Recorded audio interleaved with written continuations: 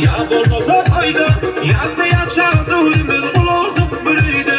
Olmalıyım dolukta, kalmalıyım dolukta. Duvar duvana kala taşışmalıyım onlar. Düşük yeptayda, ya bolmasa toyda, yatta yaşardı ürümüz olurduk biriydi. Olmalıyım dolukta, kalmalıyım dolukta. Duvar duvana kala taşışmalıyım onlar. Doğullarım var, min doğullarım var. El bana benim yanımda doğullarım var. Suyumlu yazımda yaşayamar günler. Beni bahsediyen doğullarım var.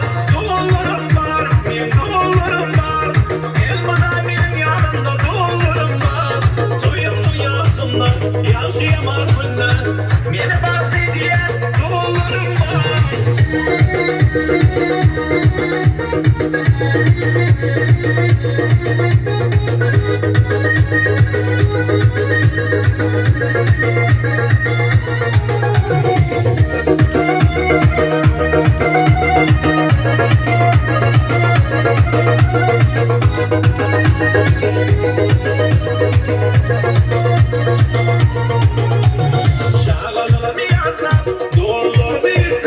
Allah'ım ayırmasın bir birlikten atla. Kılmıyor kıvancım, her yerde dayancım. Kıl taşıma kalan, hem başıma bina. Şağalırım yatlap, doğulur bizden. Allah'ım ayırmasın bir birlikten atla. Kılmıyor kıvancım, her yerde dayancım. Kıl taşıma kalan, hem başıma bina. Doğullarım var, min doğullarım var. El bana benim yanımda doğullarım var. Suyumlu yazımdan yaşayamam günler. Beni bahsediyen doğullarım var. Doğullarım var, min doğullarım var. El bana benim yanımda doğullarım var.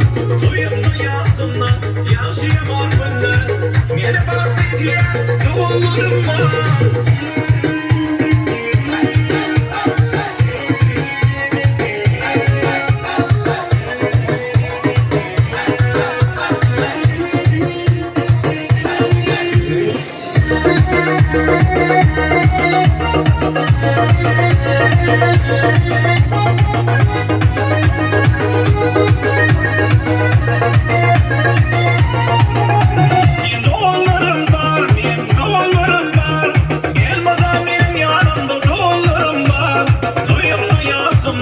Yaşayamam günler.